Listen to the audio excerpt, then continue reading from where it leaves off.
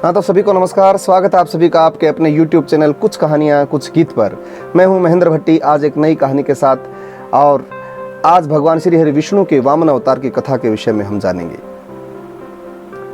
आपने यदि अभी तक इस चैनल को सब्सक्राइब नहीं किया है तो प्लीज़ सब्सक्राइब कर लें और बेल आइकन को जरूर दबा लें, ताकि कोई भी कहानी कोई भी गीत इस चैनल पर आता है तो सबसे पहले आप तक पहुँचे। आइए शुरू करते हैं भगवान श्री हरि विष्णु के वामन अवतार की कथा। भगवान विष्णु की हमेशा ही देवताओं के ऊपर बड़ी कृपा रही है, परंतु कभी कभी देवता भी विषय परायण हो जाते हैं।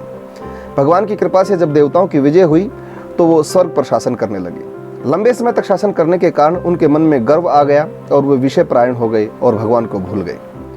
दूसरी तरफ दैत्य अपने गुरु शुक्राचार्य जी के साथ मिलकर धीरे धीरे अपना बल बढ़ाने लगे। उन्होंने भृगुवंशी ब्राह्मणों की सेवा करना शुरू कर दिया, जिससे भृगुवंशी ब्राह्मण उन पर प्रसन्न हो गए। उन्होंने बलि से विश्वजीत नामक यज्ञ करवाया। अब विश्वजीत यज्ञ में स्वयं अग्निदेव ने प्रकट होकर उनको हाथी, रत्न और घोड़े दिए। गुरु शुक्राचार्य जी ने एक शंख दिया, भक्त प्रहलाद जी ने उनको एक माला दी। तो इस प्रकार सुसज्जित होकर उन्होंने अमरावती को घेर लिया और देवताओं पर धावा बोल दिया। देवराज इंद्र अपना सिंहासन छोड़कर भाग गए और कहीं जाकर छिप गए। तो इस प्रकार राजा बलि ने स्वर्ग पर अपना अधिकार कर लिया। अपने पुत्रों का राज्य और ऐश्वर्य छिन जाने की वजह से देवताओं की माता अदिति बड़ी दुखी हुई। उन्होंने अपने पति कश्यप जी के उपदेश से भगवान श्री हरि विष्णु के नाम का पयोव्रत किया, जिसमें भगवान श्री हरि विष्णु ने प्रकट होकर उनसे कहा कि आजकल समय ब्राह्मण और दैत्यों के अनुकूल है, इसलिए उनको जीता नहीं जा सकता। मैं आपके ही अंश से पैदा होकर आपके पुत्र की रक्षा करूंगा। यह आशीर्वाद देकर भगवान विष्णु अंतर्ध्यान हो गए।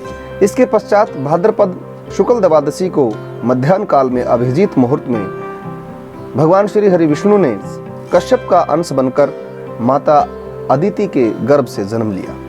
और कश्यप और अदिति के देखते ही देखते उन्होंने एक बटुक ब्रह्मचारी ब्राह्मण का रूप धारण कर लिया। भगवान श्री हरि को वामन रूप में देखकर महर्षि कश्यप अत्यंत प्रसन्न हुए। उन्होंने उसके जातकर्म आदि संस्कार करवाए और जब उनका उपनयन संस्कार होने लगा तो सूर्य ने उन्हें गायत्री का उपदेश दिया, बृहस्पति ने यज्ञोपवीत और कश्यप ने मेखला दी, पृथ्वी ने कृष्ण मृग चर्म दिया, वनस्पतियों के देवता चंद्रमा ने दंड दिया, माता अदिति ने कोपीन और उत्तरीय वस्त्र दिए, आकाश के अभिमानी देवताओं ने छत्र दिया, ब्रह्मा ने कमंडल और सप्त ऋषियों ने कुश और सरस्वती ने रुद्राक्ष की माला भेंट की। कुबेर ने भिक्षा पात्र और साक्षात जगन माता ने उनको भिक्षा दी।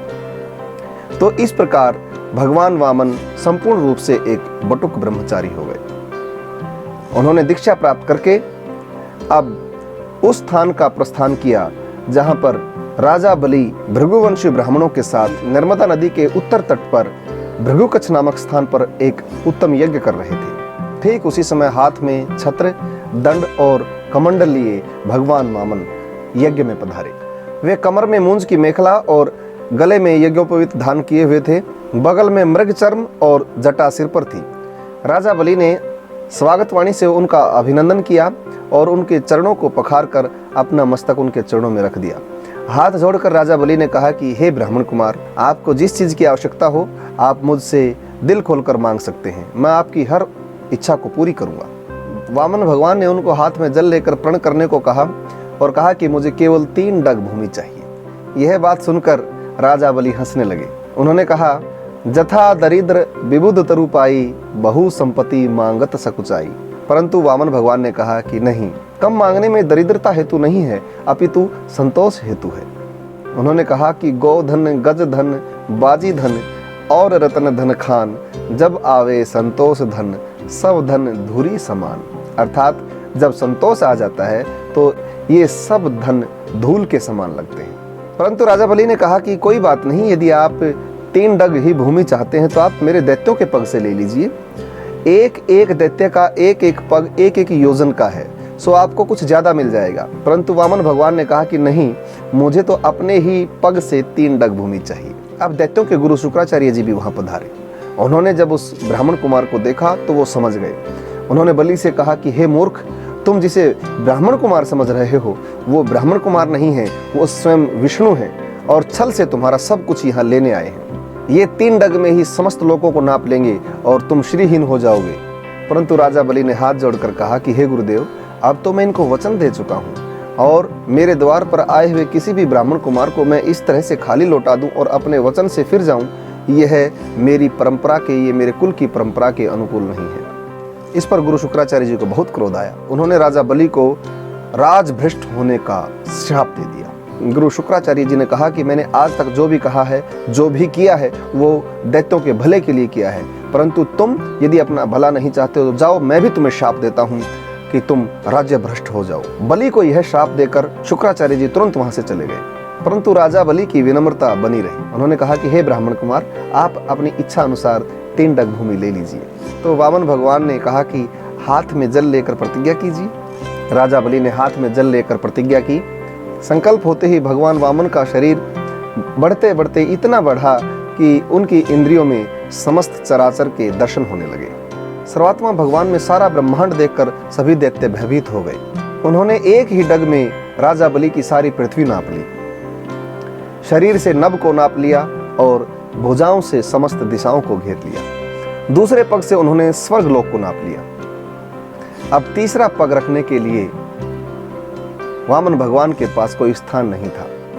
भगवान वामन का दूसरा पग ही महरलोक, जनलोक और तपलोक से भी ऊपर स्वर्गलोक में पहुंच गया। वहां भगवान ब्रह्मा ने उनके ऊपर उठे हुए चरण का अर्घ्यपादन से पूजन किया और प्रक्षालन किया। ब्रह्मा जी के कमंडल से निकला हुआ वही जल भगवान श्री हरि विष्णु के पद प्रक्षालन करता हुआ, उनके चरणों को धोता हुआ पृथ्वी पर आकर गिरा और वह गंगा जल में प्रीणित हो गया। बलि के सेनापतियों ने यह जानकर कि यह ब्राह्मण कुमार तो हमें छलने आया है, उन्होंने सोचा कि राजा बलि तो यज्ञ में दीक्षित हैं, इस वजह से वो तो कुछ कहेंगे नहीं, और उन्होंने स्वयं भगवान पर आक्रमण कर दिया।